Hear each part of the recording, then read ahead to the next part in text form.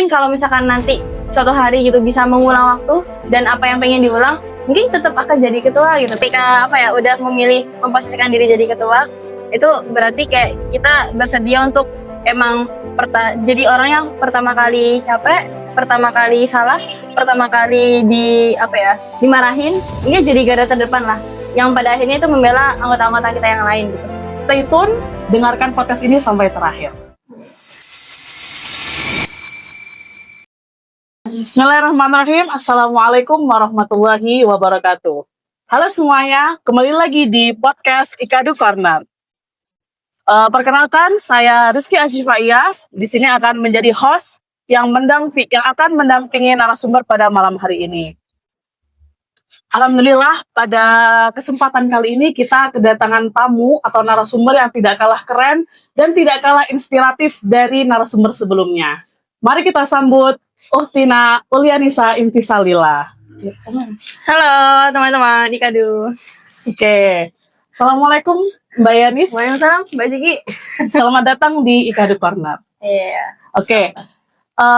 For your information teman-teman, jadi Mbak Ulianisa atau yang dikenal dekat atau dipanggil sama Mbak Yanis kalau di pondok, beliau ini merupakan sosok yang ceria, inspiratif, murah senyum, ya roh, seperti yang ada di masih seperti yang diketahui ya di zaman sekarang ini. Dan beliau ini emang dari masa di pondok itu sudah aktif di berbagai acara, aktif di Quran, semangat ya menghafal Qurannya semangat, aktif di organisasi, dan juga aktif di acara-acara non akademik di pondok juga. Dan Uti Yanis atau Mbak Yanis, ya kita panggil Mbak Yanis saja ya, biar kesannya lebih dekat ya, Ya, lebih seperti dekat. keluarga. Asik. Jadi Mbak Yanis ini sekarang di masih sering ini selain aktif di Al-Quran, di berbagai kegiatan dakwah, beliau juga sebagai Ketua Wihdah PPMI tahun ini.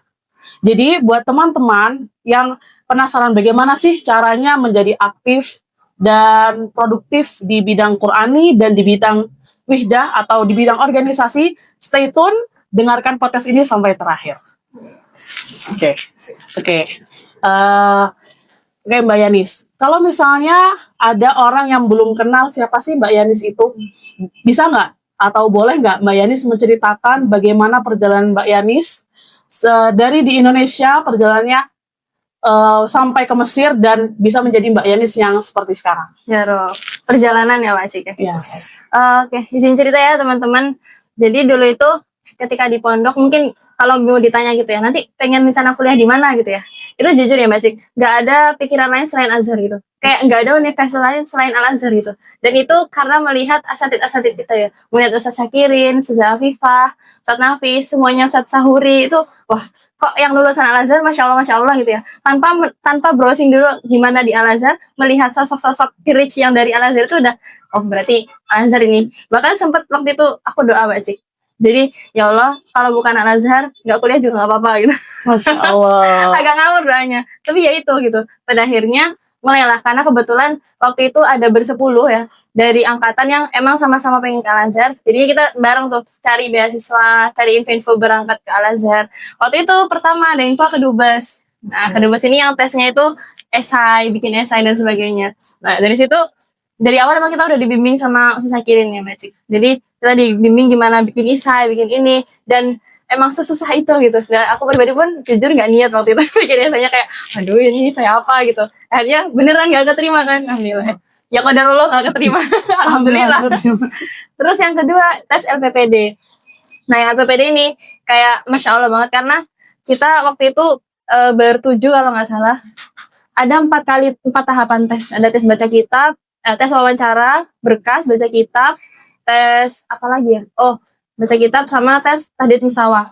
Nah, dari tes itu loloslah 4 orang. Dan 4 orang ini alhamdulillah ya kita lolos semua gitu sampai akhir gitu. Nah, ini benar-benar kayak tangan-tangan ilahi banget sih.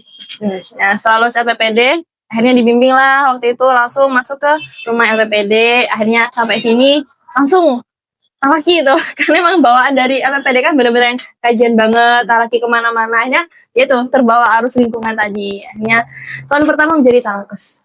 Insya Allah. Jadi dari pertama sudah ditempa atau dibentuk untuk menjadi talakers gitu ya. Terus bagaimana nih cara antum bisa tiba-tiba masuk ke organisasi dan menjadi ibu Wihda seperti ini, gimana Transisinya. nih? Iya, transisi perpindahan. Ya itu sebenarnya lucu sih Cik. Kalau Mbak Ciki inget ya waktu itu ada oprek panitia 2000 LC. Oh ya. Nah, ikut juga kan? Iya, ikut Nah, dari PLC. opreknya. Nah, waktu oprek itu sebenarnya nggak tahu ini kepanitiaan apa. Kukira 2000 LC itu panitia wisuda gitu. Karena 2000 LC untuk negeri. Oh, paling ini panitia wisuda. Asik kali ya join gitu. Ternyata bukan. Ternyata kayak seminar pengembangan diri LC gitu. Nah, terus waktu masuk pikirannya cuma media doang gitu. Karena nggak tahu nih mau masuk apa lagi gitu. Akhirnya media dan Qadarullah masuk. Dari situ Qadarullah awalnya tuh anggota basic, anggota. Tapi tiba-tiba koornya ini ada urusan masuk asrama dan lain sebagainya, akhirnya ditunjuk jadi koor. Nah di situ mulai kapok basic. Itu awal first impressionnya kapok masuk organisasi. Kayak gini banget ya, karena tim desain waktu itu emang banat semua gitu. Wah gini banget ya, jadi tim desain banat semua langsung jadi koor gitu. Tapi dari situ ternyata makin belajar. Kayaknya kalau kemarin gak ikut kepanitiaan itu, kayaknya nggak tahu gimana rasanya tertekan gitu. Karena zona nyaman terus gitu. Iya sih benar. Oke. Terus yang pernah kita saksikan ya dari warga Ikadu, antum kan aktif juga nih setoran Al-Quran di pas masih maba ya, masih tingkat 1, setoran di Syekh Nabil ya pertama, terus pindah di Masjid Ja'far itu ya. Itu gimana sih perjalanannya? Kan di satu sisi antum sibuk organisasi, terus antum juga sibuk setoran Al-Quran gitu. Apa sih caranya gimana antum menyeimbangkan itu gitu? Nah itu awalnya emang kalau yang di Syekh Nabil itu terbawa lingkungan tadi Mbak Cik. Jadi tadi anak rumah semuanya pada ke Syekh Nabil. Karena kan ada yang bilang kalau sana di Mesir yang tertinggi itu 2, Syekh Nabil sama Syekh Ahmad. Tapi Syekh Ahmad ini udah sepuh jadi nggak menerima hafalan lagi. Akhirnya di Syekh Nabil. Nah waktu ke Syekh Nabil udah setoran. Tapi setorannya nggak ke Syekh Nabil. Setorannya ke ahbab beliau. Nah itu hari pertama baru bismillah doang itu udah dimarahin sama sebut nama Syekh sama Syekh Hasan namanya. Dibilang langsung gini, ya binti, takra aina fathah, aina dhamma, aina gitu. Ya Allah itu perasaan udah bismillahnya udah bener-bener 6 tahun di pondok bismillahnya gitu-gitu aja gitu ya. Maksudnya salahnya di mana gitu. Dan itu ditegurnya di tengah halakoh yang gede, halakoh banyak orang ditegur kayak gitu. Langsung kena mental akhirnya besoknya nggak setoran. Besok nggak setoran akhirnya, ya Allah ini apa harus pindah setoran apa gimana gitu. Akhirnya curhat ke salah satu teman gitu. Gimana ya apa harus pindah tempat setoran atau gimana gitu. Terus katanya beliau, ya kalau nggak digituin kita nggak bakal tahu yang benar yang mana gitu. Ya sih, benar. Akhirnya seminggu vakum memperbaiki bacaan Bismillah A I U E O lagi dari awal. Akhirnya di pekan yang kedua mulai setoran lagi itu dipuji. Bismillahnya doang. Gamil, al-basmalah gamil, walakin ba'da khalas. Nah, gitu. Jadi emang apa ya? Terkadang kita harus keluar dari zona nyaman biar kita tahu oh ternyata kita masih banyak harus diperbaiki gitu. Iya sih. Berarti lingkungan itu juga berpengaruh ya. Dari awal mendapatkan lingkungan yang mendukung kajian, mendukung untuk setoran, mendukung bermuamalah sama muallim-muallimah gitu. Jadi tergerak di situ, kena mental, tapi nggak putus asa gitu ya.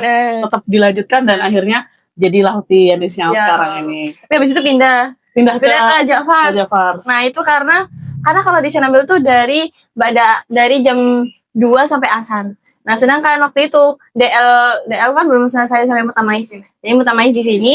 Nah, itu pas banget ba'da zuhur sampai asar. Jadi nabrak, nggak bisa. Akhirnya pindahlah ke Ja'far. Nah, di Ja'far ini yang ceritanya banyak banyak plot twist-nya gitu. Karena di Ja'far ini rata-rata ya kalau teman-teman yang masih mafhum di Ja'far itu biasanya normalnya 1-2 tahun atau 3 musim gitu ya. 1 musim kan 1 semester. Berarti kayak 1,5 tahun lah normalnya untuk selesai. Nah, waktu itu zaman banyak kepanitiaan juga. Tapi ada nggak tahu ya Mbak Cik ini bisikan mana. Pokoknya tiba-tiba kepikiran harus selesai sebelum Ramadan. Jadi Januari itu daftar di Ja'far. 2 bulan itu fokus hafalan. Jadi kalau misalnya ada rapat apapun itu izin ke koornya. Pak izinnya ada setoran. Digeser semua, yang penting bisa setoran. Akhirnya sampai waktu itu masa-masa kepanitiaan mahasiswa yang emang gencar banget gitu. Jadi media juga. Nah di situ waktu itu ada mu'alimah namanya mu'alimah Ayah. Beliau Masri juga. Jadi bilang kamu harus selesai ya tahun ini gitu, bulan ini gitu. Bisa ini masih juz 21 masih. Juz 21 sedangkan wisuda itu H-10 gitu. bisa ini nggak bisa, Wow. bisa gitu. Satu hari 1,5 juz. Lah, baru mungkin. Bismillah. Ada syahrul Quran itu, karena itu waktu Ramadan. Iya. Ada syahrul Quran. Terus dibilang siapa sih yang nggak mau mempersembahkan Quran di malam turunnya Al-Quran gitu. Itu langsung tertampar. Ya Allah, iya ya gitu. Oke lah, Bismillah. Akhirnya, alhamdulillah berkat Ustazah Ayah tadi, akhirnya terpantik buat selesai di 2,5 bulan itu. 30 juz. 30 juz. Masya Allah. Dan itu juga karena di pondok udah dibekalin sama asatid tadi ya. Jadi alhamdulillah ada bawaan lah, ada modal. Oke, berarti kembali lagi ke prioritas ya. Meskipun ada organisasi dan setoran, tapi kita pilih prioritas yang mana gitu ya kan. Misalnya kita memprioritaskan Al-Quran, jadi organisasi dipinggirkan dahulu. Setelah Al-Qurannya selesai, baru kita kembali ke prioritas organisasi seperti itu ya. Bagus sekali sih ini. Berarti membagi waktu, membagi sesuai prioritas. Benar Mbak Cik. Oke, keren banget. Oke, terus ini kira-kira nih selama antum menjalani kehidupan mahasiswati ya, kan di mahasiswa ini kayak banyak acara, banyak Benar agenda, lagi. banyak tempat talaki, banyak tempat kajian itu. Ketika antum menjalani hal semua itu, kajian, setoran atau organisasi, pernah nggak sih merasa bosen, merasa kayak kayaknya aku pengen pergi deh, kayaknya aku pengen aku tinggalin deh hal-hal kayak gini, kayak aku pengen istirahat dulu deh gitu. Ada nggak perasaan seperti itu? Kalau perasaan capek tuh pasti ada sih, dan sering sih kalau capek, kayak nggak tiap malam sih, kayak misalkan habis acara, ya Allah kok capek banget ya gitu. Tapi sebenarnya kalau merasa capek yang sampai pengen ngilang dari dunia itu, alhamdulillah enggak sih Mbak Cik ya. Sampai udah ngilang, enggak pernah gitu. Soalnya juga apalagi mungkin bagi teman-teman Ikadu juga ya, pentingnya punya mentor juga gitu. Jadi kita kalau misalkan sendiri juga, atau mungkin kita curhatnya sama teman doang, itu ya mungkin bakal berputar di itu aja. Misalkan udah nggak apa-apa, Bismillah, jangan capek gitu. Tapi kalau beda kisahnya kalau kita punya mentor, dimana mentor ini biasanya ya memotivasi kita, misalkan roh hatta ila fi jannah gini-gini. Jadi pernah itu Mbak Cik, 1 hari itu bener-bener yang nonstop itu, dari setoran jam 7 pagi, terus lanjut rapat sampai zuhur, habis itu lanjut bimbel LPPD, habis itu lanjut kajian kemenulisan sampai bener-bener jam 10 malam lagi. Dan itu rasanya nggak tahu kenapa itu nggak capek Mas, karena ngerasanya alhamdulillah berarti amanah waktu yang udah dikasih sama Allah nggak sia-sia gitu. Masya Karena itu Allah. salah satu yang ditanya juga, masa mudamu buat apa gitu Iya, kan. benar. Oke. Jadi apa nih yang menjadikan motivasi antum biar tetap semangat menjalani hari-hari meskipun full ya dari pagi sampai menjelang pagi, bisa jadi ya kegiatan mahasiswa kan tidak ada hentinya gitu. Apa yang jadi motivasi antum? Itu tadi sih, karena masa muda bakal ditanya.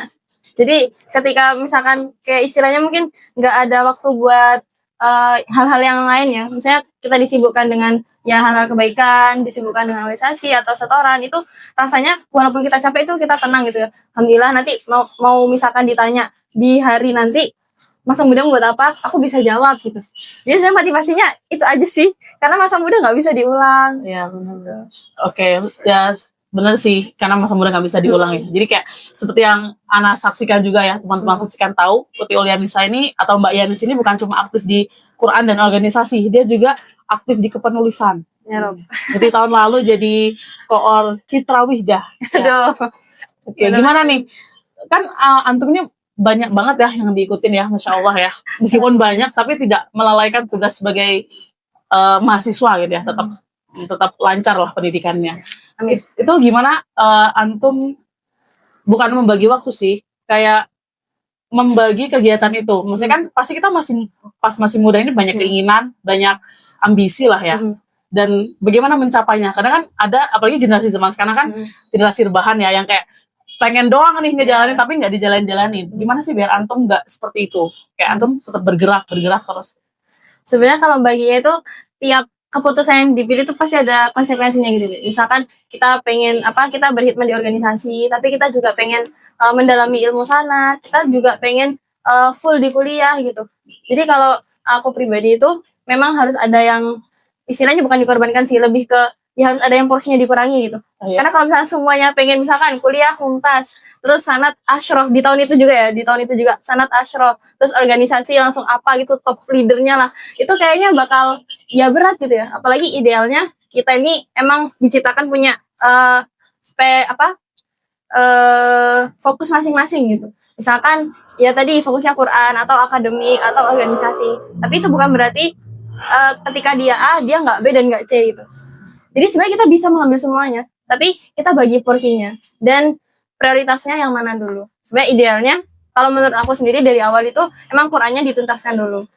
Karena kalau Qurannya belum tuntas dan kita udah kemana-mana sebelum Qurannya tuntas, bisa dipastikan 80% sampai akhir Quran kita belum tuntas-tuntas. Kalau di awal kita nggak nuntasin Al-Quran. Berarti emang yang pertama harus diselesaikan tuh Al-Quran ya teman-teman ya.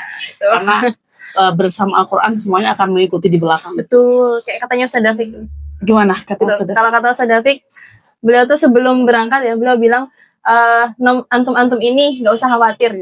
Bahasanya emang bahasa dengan gaya Ustaz Dafiq ya. Antum-antum ini nggak usah khawatir. Ketika antum memprioritaskan Al-Quran, semua urusan baik kuliah maupun duniawi lain tuh bakal ngikut, bahkan antum yang dikejar. Insya Allah. Gitu kata Ustaz Dafiq. Dari situ kayak, oh itu ya gitu. Akhirnya bener gitu, dipraktekkan lah gitu. Dari tingkat 1 udah bismillah Qurannya dulu. Nah dan itu tiba-tiba kata-kata dunia nanti bakal ngikut, bahkan ngejar itu kayak relate banget. Tiba-tiba ditarik ini, ditarik gitu, ditarik gitu, terus akhirnya bener juga ya. Gitu. Oke, berarti emang Al-Quran membawa syafaat benar-benar ya. Insya Allah. Dunia dan akhirat. Dunia dan akhirat. Allahu Akbar. Insya Allah. Oke, itu terkait Al-Quran nih, terkait Al-Quran nih sekarang ya Mbak Yanis ya. Pasti banyak kan teman-teman yang sekarang dalam proses menghafal atau mungkin proses mungkin dan menyelesaikan sanad.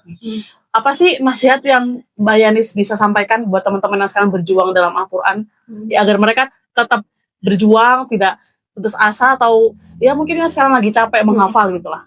Apa nasihat? Paling aku cerita dulu sih Macik gitu. Boleh. Di Ja'far itu kalau di grupnya itu ada 700 Macik, 700 member. Wow, banyak ya. Di masjid itu kita setor ke 1 ma'alimah, itu antrinya bisa sampai 20 orang. Jadi bisa jadi kita datang jam 9, kita baru setor zuhur. Oh. Jadi kalau misalkan emang dari awal kita niatnya cepet hatam doang, pasti bakal berat dengan posisi kayak gitu. Pasti ya aku ini juga merasakan juga kayak ya Allah ini udah datang pagi, setorannya zuhur cuma dapat 1.000 atau 2.000 misalkan. Nah tapi waktu itu Syarob itu sempat waktu daurah kajian matan tufah itu beliau bilang kalian ya darastun hina mina sobah ilal masa itu bukan berarti kalian buang waktu walaupun kan setorannya cuma 1.000 gitu. Karena beliau bilang masalul hafizatul Quran pokoknya intinya beliau bilang kalau karir tujar itu semakin kamu ulang semakin diberi pahala. Jadi semenjak itu, jadi sebelum ada kata-kata itu Mbak Cik, itu waktu ngantri itu jujur aku sambil ngedit Canva gitu. Karena wah, lumayan ini dapat beberapa desain gitu. Tapi setelah bilang gitu, kita jadi nggak peduli gitu, nggak peduli mau berapapun kita setoran di hari itu, yang penting berapapun yang aku ulang ini yang penting ada yang kita ulang gitu. Karena ya itu tadi kata-kata Syarobi karir tujar itu. Yang diulang semakin makin diulang makin dikasih pahala. Jadi walaupun sehari yang dihitung kan bukan apa yang kita setorkan, tapi apa yang kita ulang gitu. Bayangkan aja Mbak Ci, misalkan kita setor cuma 1 halaman 1 hari itu, tapi kita ngulangnya sampai 20 kali. Berarti yang dihitung yang diulang 20 kali itu. Dan 1 huruf itu 10 kebaikan. Dan alif lam mim itu bukan 1 huruf. Ya, Masya Allah ya. Oke, berarti pengaruh dari guru juga mempengaruhi betul. mental kita dalam menyelesaikan murabi ruhi. Oke, berarti kita selesaikan Al-Quran yang pertama tadi. Sekarang nih di bidang organisasi nih ya, Mbak Yanis. Berat nih. Yang seperti sekarang profesi antum sekarang ya kan? Profesi kerja ini. Tapi kan ya kerja ikhlas ya, berkhidmah, khidmah kafah. Allah, kayak Mbak Ci gini. Mas Sunat. Udah selesai itu. Oke. Menurut pandangan Mbak Yanis nih, kan sekarang Mbak Yanis bergerak sebagai atau berprofesi sebagai ketua Wihdah ya, ketua Wihdah PPMI Mesir, yang mana Wihdah PPMI Mesir ini organisasi yang isinya perempuan, gitu, memberdayakan perempuan. Gitu. Menurut pandangan Mbak Yanis sih sebagai ketua Wihdah itu diperlukan apa sih pemberdayaan perempuan pada zaman sekarang? Kalau diperlukan apa? Sebenarnya pasti perlu banget gitu ya. Bahkan di setiap lini kehidupan itu butuh. Bahkan kalau yang katanya Bu Hamka, bila ingin, ini aku mention juga di waktu kampanye kemarin BTW. Jadi katanya Bu Hamka, bila ingin menghancurkan peradaban, hancurkan perempuannya. Bila ingin membangun peradaban, bangunlah perempuannya. Dan itu dimention juga Mbak Cik, di Quran ternyata. Waktu itu di Quran ya halaman kanan bawah itu ada di situ Allah mengibaratkan istrinya tiga perempuan dalam Al-Quran. Yang pertama ada istrinya Nabi Nuh, ada istrinya istrinya Firaun. Nah, istrinya Nabi Nuh ini kan beliau membangkang sama Nabi Nuh. Dan itu anaknya juga ikut membangkang. Iya, salah satu anaknya ya. Salah satu anaknya. Nah, sama juga seperti istrinya Firaun, Asia gitu ya. Nah, Asia ini taat. Nah, anaknya gitu ya, yang diangkat dari Nabi Musa jadinya taat. Gitu. Jadi bisa disimpulkan kalau emang perempuan ini tuh pembangun peradaban juga gitu. Jadi kalau misalkan sampai hari ini masih ada asumsi-asumsi atau narasi kayak perempuan ngapain sekolah jauh-jauh, ngapain belajar tinggi-tinggi, akhirnya di dapur. Dapur kita beda gitu. Dapur kita beda gitu. Karena dapur kita membangun peradaban itu tadi gitu. Madrasatul Ula itu ya lagi-lagi perempuan gitu. Gimana kalau misalkan nggak usah pendidikan tinggi-tinggi, yang penting bisa masak, bisa nyuci, bisa ngepel, bisa nyapu misalkan. Ya itu emang harus bisa. Tapi gimana kalau misalkan anaknya ini nggak diisi dari ibunya dulu gitu. Oh, yang jadi presiden di masa depan, yang jadi asatid, yang jadi syekh sekarang, itu kan berawal dari didikan seorang ibu gitu. Iya. Menurut Mbak Yanis nih ya, sebagai organisator atau pelaku organisasi ya, Pelaku oknum. Enggak lah. Yang antum sekarang kan jadi ketua Wihdah nih ya. Maksudnya ada nggak sih dampaknya organisasi? Maksudnya orang-orang yang ikut organisasi itu berdampak nggak sih ke kehidupan pribadi atau kehidupan dalam bermuamalah sama orang lain? Atau mungkin dalam penyelesaian masalah itu ada dampaknya nggak sih atau ada pengaruhnya nggak sih? Kalau ada dampaknya atau enggak, ya ada, bisa jadi ada, bisa jadi enggak. Tergantung keberadaan kita di organisasi itu cari nama aja atau emang pengen ada yang dituju ini, ada goals yang emang jelas, misalkan ya pengen cari pengalaman, pengen ngebantai diri sendiri biar nggak di zona nyaman gitu. Nah kalau bagi pribadi Mbak sih, organisasi itu benar-benar ya ada dampaknya gitu. Apalagi mungkin bisa dibahasakan kalau aku dulu nggak ikut organisasi itu kendala sekecil apapun itu pasti bakal nggak selesai gitu. Karena memang yang kita dapetin di organisasi itu jadi pembelajaran semua. Misalkan waktu di organisasi ada deadline ABC, ada setoran, ada kuliah, ada murojaah dan lain-lain. Biasanya ya orang yang emang udah masuk di organisasi dan dia bisa ngatur waktu itu dia bakalan auto gitu. Bahkan ada waktu kosong pun dia kepikiran, oh iya nanti harus begini ini. Jadi waktu kosong itu seakan-akan kayak berharga banget. Karena ada orang yang misalkan dia punya banyak waktu dan kegiatannya sedikit, itu waktu yang banyak itu nggak kerasa banyak. Karena ya itu tadi, harganya sedikit dan ya cenderung santai gitu. Tapi kalau misalkan waktunya banyak dan harganya juga banyak, nggak kerasa ternyata, kepake semua ini waktunya. Jadi orang yang secara langsung ya mungkin orang yang sibuk itu lebih menghargai waktu gitu. Oke. Kalau dalam hal penyelesaian masalah gitu, ya ini sharing ini kan, juga sharing ya.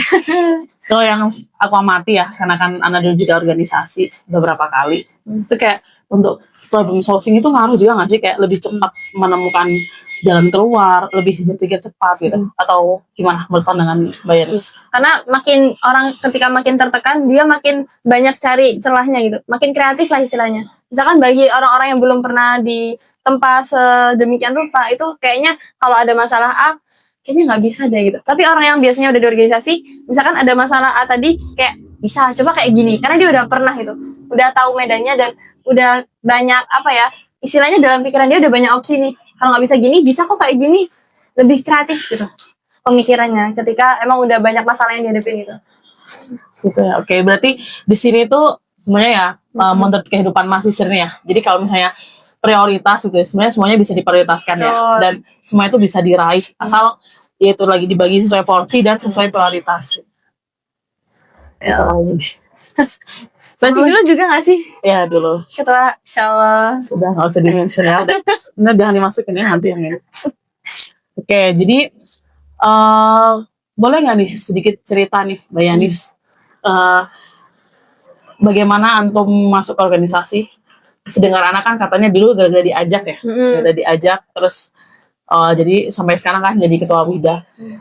Itu kira-kira antum nih kan udah selesai Al-Qur'annya, terus kan aktif di organisasi, bagaimana antum tetap menjaga hafalan dan menjalankan organisasi itu? Kadang kan apalagi sebagai ketua Wihdah kan pasti akan sangat sibuk gitu ya, melihat jadwal dari pagi sampai hampir pagi lagi di luar gitu.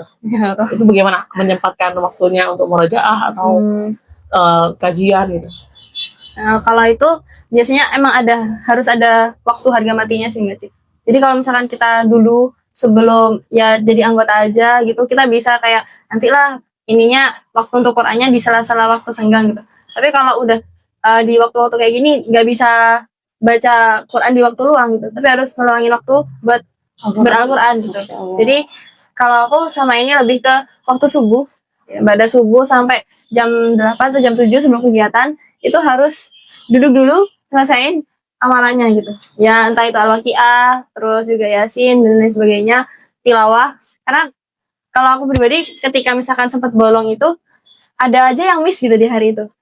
Kayak ada sakral gitu ya, satu hal yang sakral dan wah kok bisa ya gitu. Berarti waktu dicek lagi kenapa kok bisa? Oh ternyata tadi tilawahnya belum. Gitu. Berarti emang ibadah atau hubungan kita dengan Allah itu juga menentukan satu hari yang berlangsung untuk kamu tuh. Belum minallah, belum minanas. Oke, Mbak Yanis, ini ada beberapa pertanyaan dari teman-teman Ika di Corner. Aduh, Langsung saja ya. Yang pertama, apakah ada keputusan yang paling besar yang Mbak Yanis ambil dan yang akan Mbak Yanis ambil nih di kehidupan perantauan sekarang ini? yang udah diambil ada sih. Apa tuh? Boleh di-spill? Ini ya ketua Wida itu. Oh, Itu menjadi termasuk ketua pilihan yang besar gitu. Dan kalau yang mau dipilih kayaknya belum ada sih. Mungkin lebih ke lanjut studi di mana S2-nya, entah di Mesir lagi atau di Eropa gitu. Cuma sempat kepikiran di Eropa, ngambil ilmu komunikasi. Pengennya, mungkin ini ide gila. Ini entah ya, namanya juga ide gila, mimpi kan. Iya. Jadi pengen kuliah komunikasi buat bikin aplikasi. Masya Allah. Nah ya ini ya bagaimana? Ya, siapa tahu para Siapa tahu netizen diaminkan ya. mengamini. Nah, Ya aminkan ya netizen. sama Allah nanti kabulkan. Amin. Oke. Pertanyaan kedua. Nilai baru apa yang mungkin ditemukan seorang Mbak Yanis saat menjadi pemimpin sekarang nih, menjadi ketua Wida? Nilai baru. Ya. Sebenarnya satu nilai yang paling ada banget itu nilai pengorbanan sih. Nilai pengorbanan. Gitu. Karena ketika ini jadi curhat guys. Ketika udah memilih memposisikan diri jadi ketua, itu berarti kayak kita bersedia untuk emang jadi orang yang pertama kali capek, pertama kali salah, pertama kali dimarahin, ini jadi garda terdepan lah, yang pada akhirnya itu membela anggota-anggota kita yang lain gitu. Dan jadi ketua itu sebenarnya juga banyak hikmahnya gitu. Mungkin kalau misalkan nanti suatu hari gitu bisa mengulang waktu dan apa yang pengen diulang, mungkin tetap akan jadi ketua gitu ternyata gitu. Walaupun di awal tadi sempat kayak wah kayaknya gak dulu jadi ketua gitu. Tapi itu tadi kata orang tua juga, itu tadi ketika amanah yang memilih, insya Allah langsung yang mudahkan. Dan itu ternyata relate banget gitu. Jadi terkadang kita ini merasa berat karena emang kita ngandelin kita doang gitu Mbak Cik. Kayak aku nggak bisa karena aku belum kayak gini gitu. Padahal kan semua yang terjadi itu bisa jadi bukan karena usaha kita doang, bisa jadi ada tangan-tangan ilahi di situ gitu. Karena sempat juga satu hari itu benar-benar full dan di akhir itu ada podcast juga sih di KMM, ada podcast juga. Dan itu benar-benar belum nyiapin apapun karena saking ada undangan dan lain sebagainya. Tapi waktu di perjalanan tuh kayak cuman ya Allah ini engkau yang pilih, mudahkan ya Allah. Aku ini nggak mampu gitu. Jadi kalau waktu itu Syekh Ahmad yang bilang itu hina takulu ana yatahallallahu angka wa hina takulu Allah yatakhallaka. Jadi kalau kamu ngandelin kamu sendiri, Allah lepas tangan. Oh kamu bisa, ya wes laksanain gitu, lakuin gitu. Tapi kalau kita yang bilang ya Allah bantu ya Allah, aku nggak bisa gitu. Jadi Allah langsung yang bakal bantu. Tenang aja, kamu kan udah minta tolong ke aku, nanti aku bantu. Gitu. Jadi istilahnya emang kalau kita terlalu ambisius kan, orang itu karena kalau ambisius terlalu memikirkan aku belum belajar ABC, nanti kalau yang keluar B aku nggak bisa. Padahal kan ada faktor X gitu. Bisa jadi dimudahkan, wasilah kita ngapa-ngapain. Insya Allah ya, sangat baru ya. Ini juga insight baru buat saya. Oke, pertanyaan ketiga. Apakah ada gerakan kecil yang akan Mbak Yanis lakukan, atau apakah ada gerakan kecil yang Mbak Yanis lakukan dan gerakan itu memiliki dampak yang besar di kehidupan sekarang? Kehidupan orang-orang? Ya, kehidupan antum dan kehidupan orang-orang. Nah, sebenarnya ini sih lebih ke pengen jadi penulis yang emang penulis gitu. Karena kemarin itu sempat kayak nyemplung di dunia kepenulisan, mulai dari Citra kemarin, nyemplung di dunia warta, media warta, gimana bikin hard news dengan cepat dan lain sebagainya. Tapi Ya itu tadi karena memang apa ya fokusnya banyak, jadi belum terlalu fokus di sana.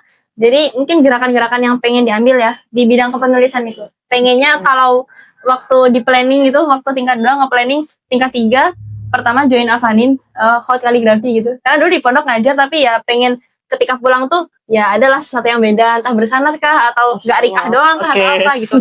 Dan yang kedua nih kepenulisan. Jadi pengen waktu itu karena lagi belajar tentang qiraat juga, pengen bikin kitab qiraat yang emang tuh bahasa Indonesia dan bisa untuk dicerna teman-teman yang di Indonesia gitu. Itu planning tingkat 3, tapi ternyata planning Allah tingkat 3 di sini gitu ya. Jadi entah mungkin bisa doanya lah semoga jadi kitabnya. Amin. Bisa pinjam mukorana. Hanya mukorana tingkat 3. Oh iya, Qiraat ya. Berarti nyalin doang ya. Boleh. Terjemahan. Mantap. Oke, mungkin ada langsung close. Gimana ya? Aku nggak bisa nutup. Closing statement ya, mungkin ada nih mungkin nasihat atau masukan dari Mbak Yanis buat teman-teman yang mau ke Mesir atau teman-teman yang udah di Mesir tapi bingung mau bergerak di bidang apa atau lagi hilang arah. Mungkin Mbak Yanis ada masukan dan nasihat buat teman-teman. Sharing aja ya, Cik ya. Boleh. Mungkin sedikit berbagi juga teman-teman. Emang ketika kita udah di Mesir itu bakal banyak banget ya Mbak, godaan gitu ya. Apalagi sebagai maba itu yang mungkin nanti teman-teman ke waktu di sini kerasa banget ya, ditarik A, ditarik B, ditarik C gitu. Tapi yang jelas teman-teman harus punya pijakan pertama gitu, prioritas pertama, yaitu ya tadi Quran dulu gitu. Karena ya udah kayak tadi dibilang Sedafi gitu ya. Udah lah antum mungkinkan dulu Qurannya gitu. Insya Allah ketika antum udah prioritasin Quran, urusan duniawi, urusan organisasi, urusan kuliah itu bakal ngikut, bahkan antum yang dikejar. Dan itu emang relate banget. Jadi kalau misalkan udah datang nih punya tekad pertama itu emang Al-Quran dulu gitu ya. Walaupun emang setelah dipikir-pikir diksi Al-Qurannya selesai dulu itu kayaknya kurang tepat. Karena kita nggak akan selesai ber-Al-Quran gitu.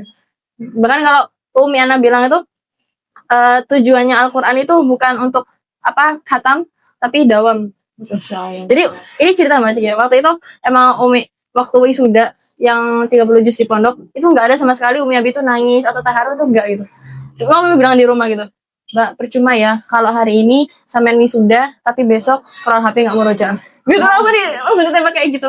Jadi emang kuncinya kalau emang Al-Quran itu bukan khatam terus udah ditinggal. Nah ini biasanya masalahnya kayak gitu, cepet-cepet khatam biar habis itu ditinggal. Padahal kan ya khatam ini batu loncatan gitu. Karena kalau misalkan udah ke-keep, oh berarti kita udah diamanahkan ayat-ayat ini gitu. Dan ayat-ayat yang udah berani kita hafal itu nanti bakal nuntut kita tuh di akhirat gitu ya. Bahkan orang pertama yang dihisab tuh ya, oh ya orang pertama yang kena azab itu orang penghafal Quran yang sengaja melupakan hafalannya. Tuh, makanya berat banget. Jadi ya emang menjaga kalamullah gitu ya. Jadi ya itu pertama Al-Quran, terus kedua terserah gitu. Teman-teman mau jadi apapun, mau jadi organisatoris boleh, mau jadi talatas boleh, atau mau semuanya pun boleh gitu. Tapi mungkin yang diingat tahu porsi masing-masing gitu.